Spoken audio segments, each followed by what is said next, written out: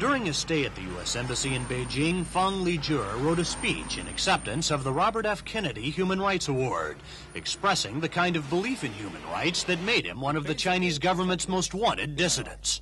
The human rights is common for everybody.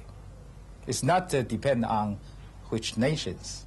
Fang, an internationally recognized scientist, has a history of run-ins with China's communist leadership dating all the way back to the 1950s.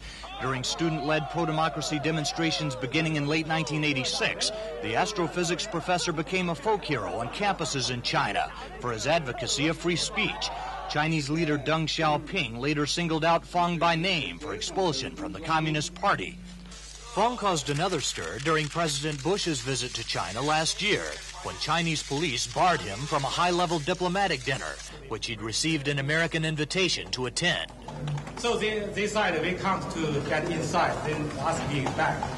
Fang and his wife, Li Shuxian, who is a physicist and fellow dissident, found refuge in the U.S. Embassy just a few days after the pro-democracy demonstrations in June were crushed by Chinese army tanks.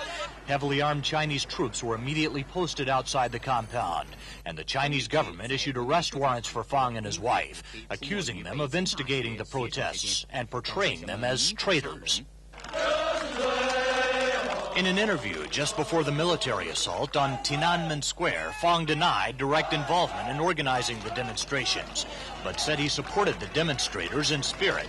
China denounced what it called U.S. interference in its internal affairs for protecting Fang and his wife, but U.S. officials cited the right of embassies to grant temporary refuge for people in immediate physical danger.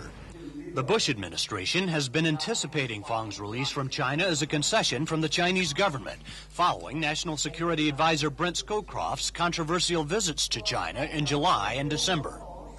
Use of the U.S. Embassy here as a shelter for Fang and his wife has proven to be an uncomfortable stumbling block in efforts by the Bush administration and the Chinese government to overcome their differences following the tragedy in June.